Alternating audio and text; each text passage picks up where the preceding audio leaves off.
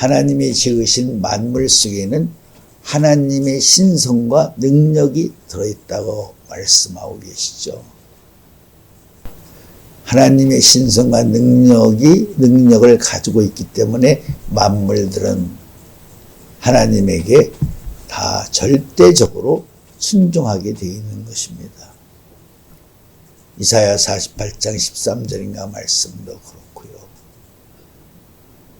하나님이 부르시면 하나님의 신성과 능력을 가진 만물들이 일제히 다 부르신 이에게 집중한다는 것입니다.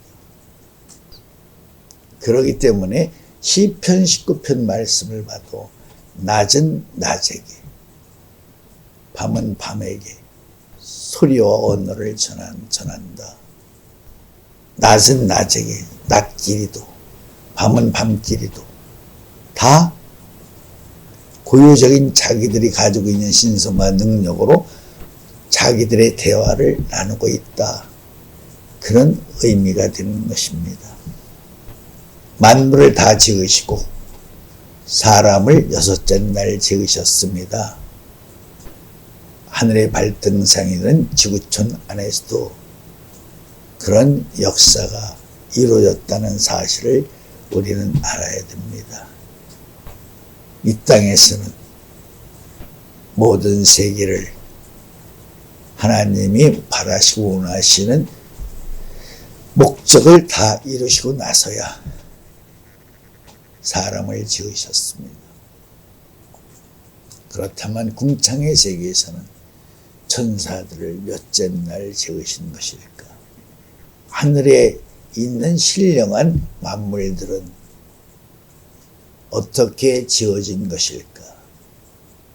신령한 자들에 의해서 신령한 세계에 있는 만물들이 지어진 것일까 하는 문제점들이 하나하나 추적해야 될 문제라는 것을 알아야 됩니다. 하늘의 그림자와 같은 이 땅에서 벌어지는 실상의 사건들도 하늘에 있는 신령한 사건들도 하나 공통점이 있다면 다 하나님이 지으신 것이죠.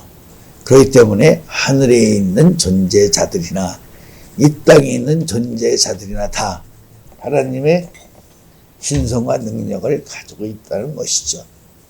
근데 하나님의 신성과 능력을 가지고 있기는 하지만 그들이 존재하는 그 영역에 따라서 신성과 능력이 달리 나타나고 그 차원과 영광이 다르다 하는 것을 우리가 알 수가 있다는 것입니다. 이 땅에 있는 사람들은 모든 면에 있어서 그들이 가지고 있는 지혜나 또 능력이나 영역이 하늘에 있는 신령한 자들에 비해서 감히 비교할 수 없는 비천한 존재들이죠. 그런 의미에서 고전 1장 26절을 생각해 보세요. 하나님은 무지하고 미련한 어리석은 자들을 통해 지혜롭고 능력 있고 똑똑한 그런 사람들을 부끄럽게 하신다고 그랬죠. 그 이유는 아무 육체라도 자랑하지 못하게 하려 함이라. 그 말씀은 이 땅에서만이 적용된 말씀이 아니라 하늘에 있는 대상들도 그 말씀의 기준에 적용을 받고 있는 것이다 하는 것을 알아야 되는 것입니다.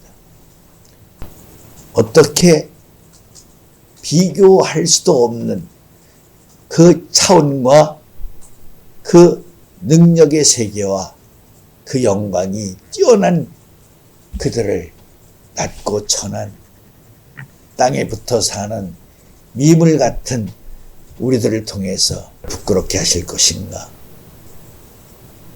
그들을 부끄럽게 하시기 위해서 하나님은 공평한 기준을 가지시고 공평한 입장을 취하시고 우리들에게 뭘 주시는 거예요? 우리들에게는 말씀을 주는 것이다. 로마서 8장 9장을 말씀을 깊이 이해해 보면 만물이 탄식하고 하나님의 아들들이 단식하고 성령이 단식하는 그 과정만에서 놀라운 일들이 있어요. 가장 천하고 낮은 하늘의 발등상이 되는 이 땅에 있는 우리들에게 하나님이 천사들에게 심지어는 성령에게도 허락하지 않는 말씀을 해 주신다는 것입니다. 한 사람의 죄인이 회개하고 돌아오면 의인이 되면 죄와 상관없이 하늘에 있는 99사람의 의인보다 하나님이 더 기뻐하신다 라는 말씀을 깊이 공부해 보면 이런 의미가 있는 것 같아요. 좋은 재료를 가지고 좋은 물건을 만드는 것보다 쓸모없는 재료를 가지고 좋은 물건을 만들었다면 만든 이의 입장에서 보면 어떤 것에 더 만족감을 얻을 수 있겠어요. 그렇기 때문에 하나님은 공평하게 하시기 위해서 낮고 천한 이 땅에 있는 인생들에게 말씀이 육신이 되어 오신 예수님을 천사들에게 먼저 보내지 아니하시고 우리들에게 먼저 보내오신 것이다.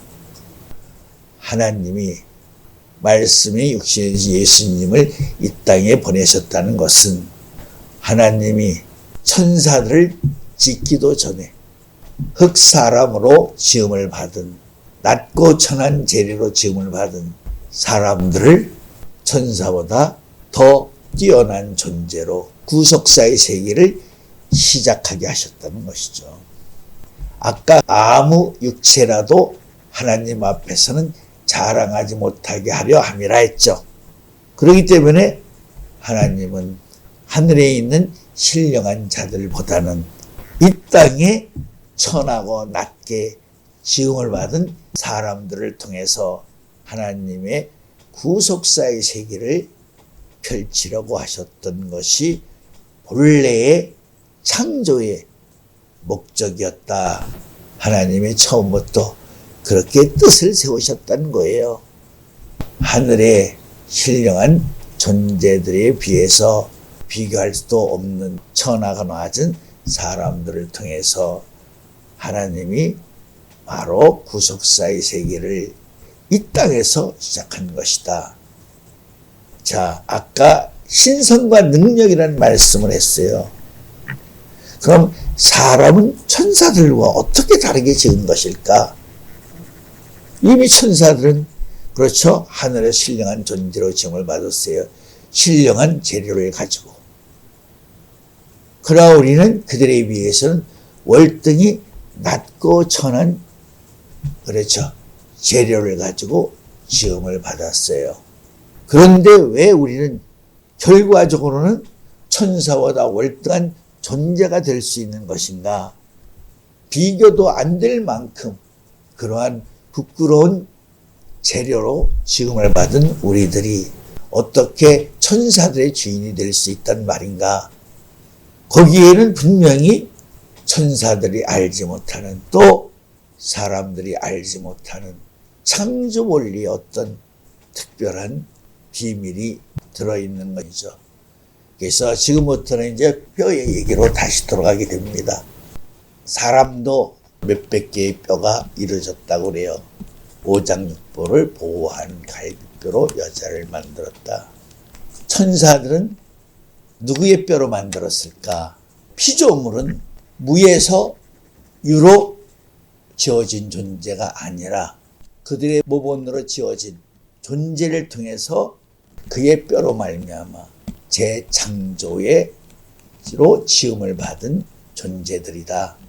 절대 피조물은 무에서 유로 만들어진 존재가 아니다.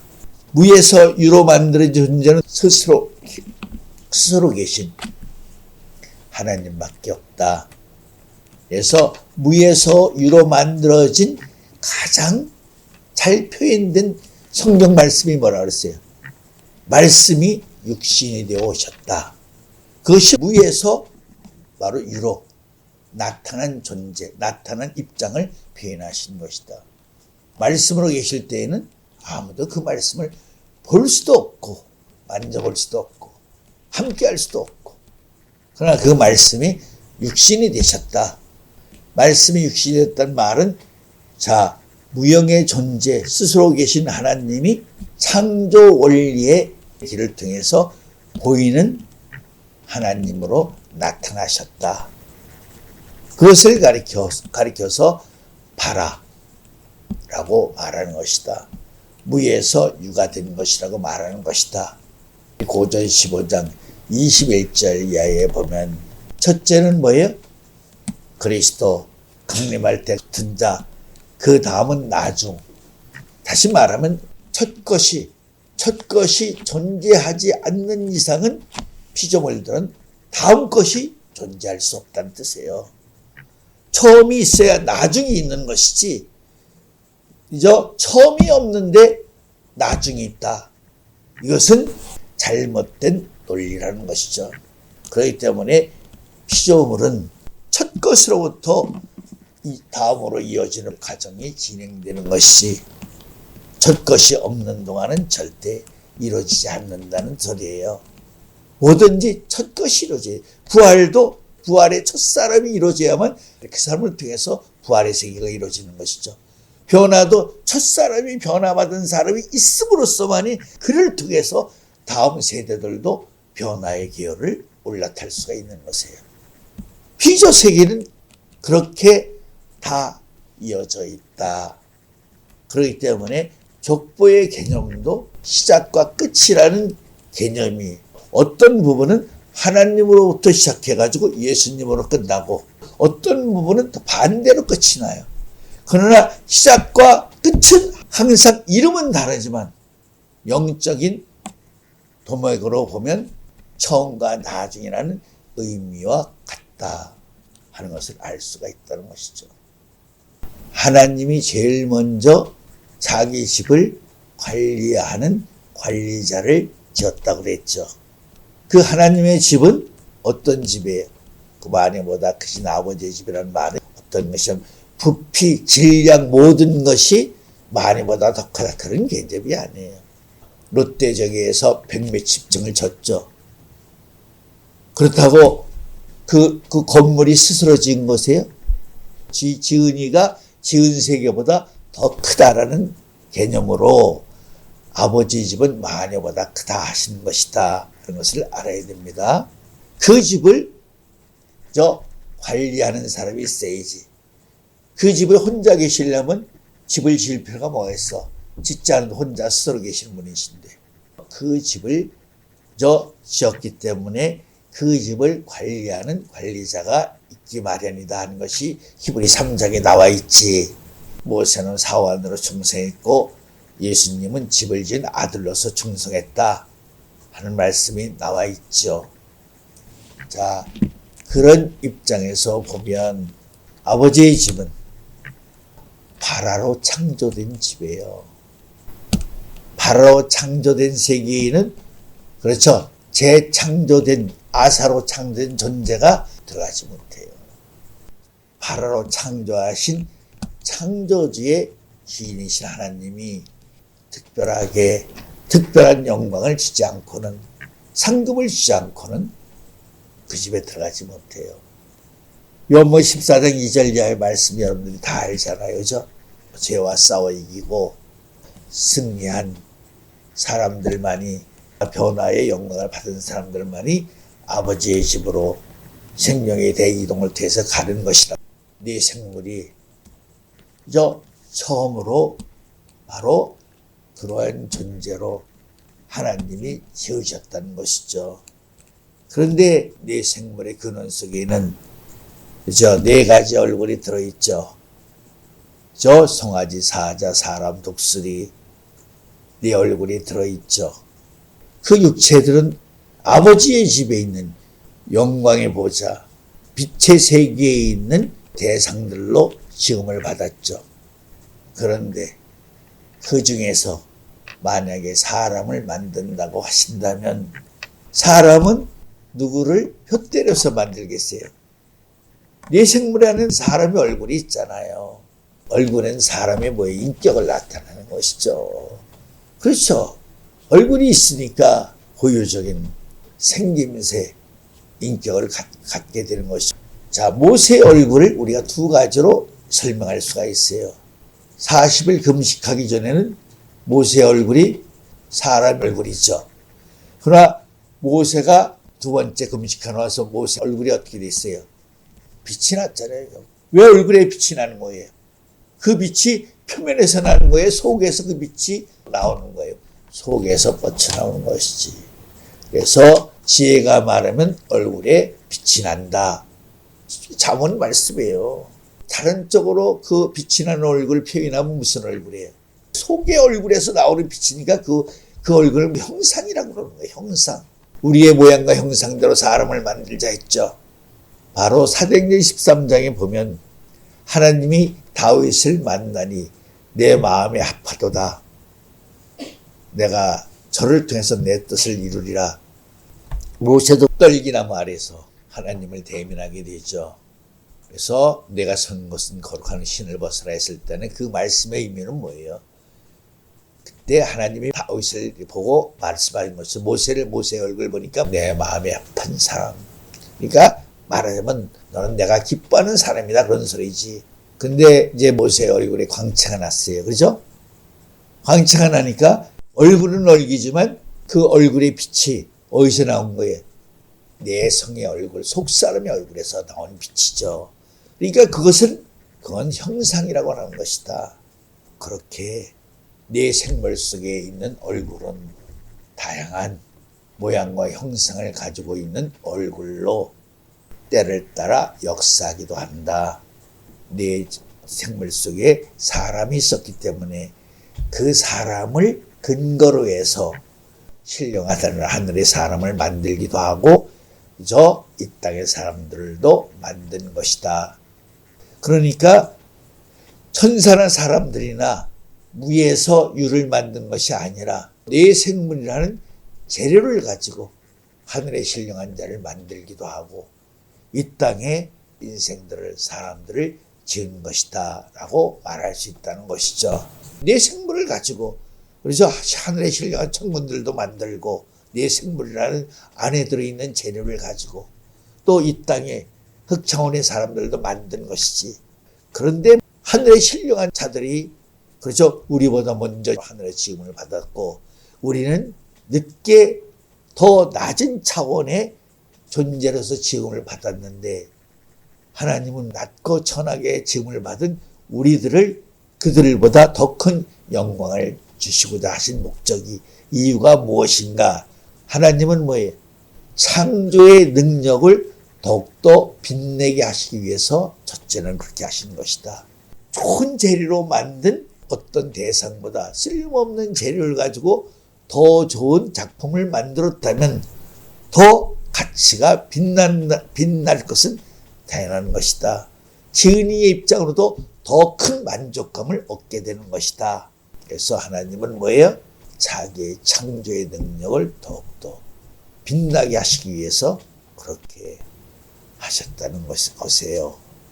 그리고 또 하나를 말씀을 드린다면 아무 육체라도 자랑하지 못하게 하려 하셨다. 그래서 그렇게 하신다는 거죠. 하나님은 낮고 천한 재료를 통해서 더 큰 영광의 세계를 이루기 위해서 그렇게 하셨다는 거예요. 아까 시작을 말했죠. 시작. 그렇지? 시작이 중요해요. 우리 소리에도 시작이 반이다라는 말이 있잖아요. 그래서 첫 번째 사용하는 것이 가장 중요한 의미가 있다는 것이죠. 비전은 뭐예요? 변화의 첫사람이 있음으로써 변화의 세계가 펼쳐지고 부활의 첫사람이 이름으로써 그 사람을 통해서 부활의 세계가 이루어지는 것이죠. 그렇기 때문에 예수님은 산자나 죽은 자에게 첫사람이 되시기 위해서 산자나 죽은 자 하나님이 되시기 위해서 모든 것을 알파 오메가 처음과 나중 시작과 끝으로 역사하신 분이다 하는 것을 우리가 알아야 되는 것입니다. 즉 다시 말하면 아주 낮고 천한 차원의 흑사람을 통해서 하나님은 더 큰 영광을 받으시기 위해서 그 낮고 천한 하늘의 발등상이 된 이 땅에서 구속사의 세계를 처음으로 시작한 것이다. 그렇기 때문에 첫째 아담은 뭐예요? 구속사의 첫사람이에요. 아담은 사람의 첫사람도 아니고, 알아서 생명의 첫사람도 아니에요. 에스겔 28장에 르시엘이 생명이에요. 르시엘도 생명이에요. 아담도 생명이고, 아담은 사람으로도 첫사람이 아니에요. 이미 내 생물 속에는 사람이 있어요. 생명의 첫사람도 아니에요. 아담은 구속사의 첫사람이에요. 낙원은 하나님이 어떤 원대한 계획을 세워서 어떤 목적을 이루시기 위해서 역사한 세계였는데 이미 그 세계에서 죄가 나타났어요. 신령한 세계에서 하나님이 이미 역사를 했어요. 역사를 했는데 하나님이 계획한 대로 이루어지지 않았기 때문에 하나님의 궁창을 지으시고 보시기에 좋았다고 못하시는 것이에요. 그러니까 하나님이 이루시고자 하신 원대한 계획을 어디다 이제 행하셔야 돼요. 낮고 천한 하늘의 발등상이 되는 이 땅으로 옮기셔야 되죠. 그러니까 이 땅에서 이제 이루셔야 돼. 이루시는데 여기 어떤 큰 숨겨진 내용이 있어. 신령한 세계에는 심판은 있어도 죽음은 없어. 그 심판은 무정에 가두는 방법밖에 없어요. 예수님이 인자가 영광의 보좌에 앉을 때 내가 너희 12를 12보좌에 앉혀서 이스라엘 12지파를 심판하게 하겠다. 그 말씀을 깊이 생각해 보면 하나님은 언제 어떻게 어떤 때에 어떤 기준으로 심판을 하실 것인가를 그 말씀 안에 잘 들어있어. 심판은 언제 하는 거야? 인자가 자기 영광의 보좌에 앉을 때 심판하시는 것이지. 그럼 영광의 보좌에 앉을 때라는 말씀을 예수님 입장에서 생각해봐. 예수님이 지금 오른쪽 보좌에 계시잖아. 오른쪽 보좌에 계시는 때 예수님이 하나님 말하죠. 내 원수가 내 무릎 꿇기까지 너를 오른쪽 보좌에 있으라. 그러면 지금 예수님은 뭘 기다리고 계신 거예요, 이제? 하나님의 심판을 통해서 원수가 무릎 꿇고 예수님에게 영광을 돌리는 것을 기다리신 것이지. 예수님은 영광을 받으신 분이지 영광을 돌리는 분은 아니지. 영광을 받으신 분이 오른쪽 보좌에 딱 앉았다 그래서 원수가 그냥 다 무릎 꿇고 영광을 돌리나? 아니지. 여기에 이런 입장이 들어있지. 영광의 보좌에 앉을 때가 내가 너희를 12보좌에 앉혀서 이스라엘 백성 12지파를 심판하게 하겠다. 그러니까 예수님은 영광을 받으시는 분이고 영광을 돌리는 사람은 누구겠어? 심판을 하는 사람들이 영광을 돌리는 사람이 되지. 이게 12보좌에 앉는 12사도가 말하면 이스라엘 12지파를 심판하는 거 아니야. 그 심판을 받는다는 말은 무릎 꿇는 거 아니야. 이제 다시 말하면 하늘에 문제점이 생겼지만은 하늘은 심판할 수가 없었지. 왜? 그 하늘에서는 루시엘이 죄를 졌지만 제원조가 되어서 죄를 졌지만은 그 하늘에는 아직 누가 없어. 에덴 동산 한가운데 생명나무는 있었어. 그 생명나무는 있었지만 생명나무가 영광의 보좌에 앉았나? 인자가 영광의 보좌에 앉을 때 그때가 되어야 심판할 수 있는데 생명나무가 그때는 자기 영광의 보좌에 앉을 때 자기를 드러내지 않을 때지. 드러내지 못한 때지. 그러니까 하늘의 세계에서 신령 궁창의 세계에서는 심판이라는 것이 나타날 수가 없었다는 걸 말하고 있는 것이에요. 아직 생명나무가 인자로 나타나지도 못한 때이기 때문에 궁창의 세계는 심판하지 못하고 보류한 것이다. 보류한 이유 가운데는 뭐가 있어? 인자가 영광을 받으시면 인자의 역사를 어디에다 하신다는 거야. 말씀이 육신이 온 것이 인자의 역사에 시작하냐. 그러니까 그 역사를 어디다 하시겠다는 거야. 이 땅에 하늘의 발등상이 되는 낮고 천한 이 땅에 하시겠다는 거야.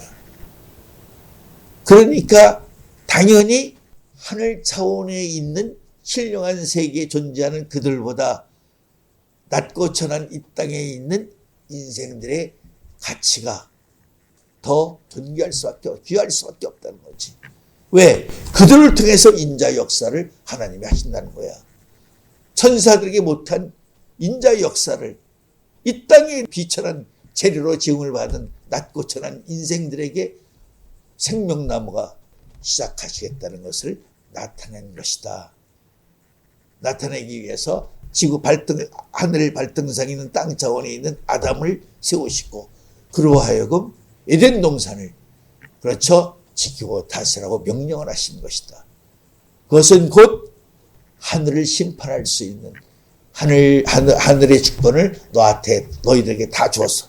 말하자면 아담에게 다 줘서 땅뿐만 아니라 하늘도 다스리게 하겠다 하는 하나님의 의지를 보여주신 것이다. 그러니까 하늘에서 난리가 나는 거야. 이게 무슨 소리야? 하늘의 발등상이 되는 저 비천한 흑차원의 저 비천한 인간들로 하여금 우리를 다스리게 해? 궁창의 세계를 다스리게 해? 그러니까 영의 세계에서 가장 지혜가 있는 자를 뽑아서 아담의 가정을 노린 것이다.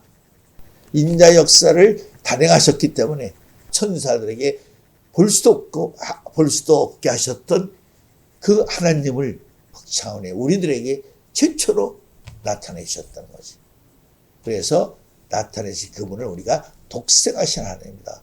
홀로 독자하냐 아무도 보지 못한 누구도 보지도 못했고 상상하지도 못했던 그 하나님을 우리에게 인자로 보내셨다는 거예요. 우리에게. 그러니까 영적으로 말하면 신령한 세계는 보시기에 좋았더라 못했던 말씀은 무슨 뜻이야? 하나님의 영광이 그곳에서 떠났다. 함께하지 않는다. 그런 뜻이에요. 궁창의 세계는 하나님이 자기 영광을 주지 않고 이 땅이 하늘의 발등상인 천하고 낮은 인생들에게 자기 영광을 주시기 위해서 여인의 후손으로 예수님이 이 땅에 오셨다는 거지. 내 생물이 신령한 하늘의 존재를 짓는 자들에게도 재료가 되었고 천하고 낮은 하늘의 발등생이 되는 이 땅에 있는 인생들을 짓는 과정에서 그의 재료를 가지고 우리가 우리의 형상과 모양대로 사람을 만들자. 바로 그 사람이 누구야? 내 생물 안에 있는 사람을 말씀한 것이다. 자, 기도하겠습니다.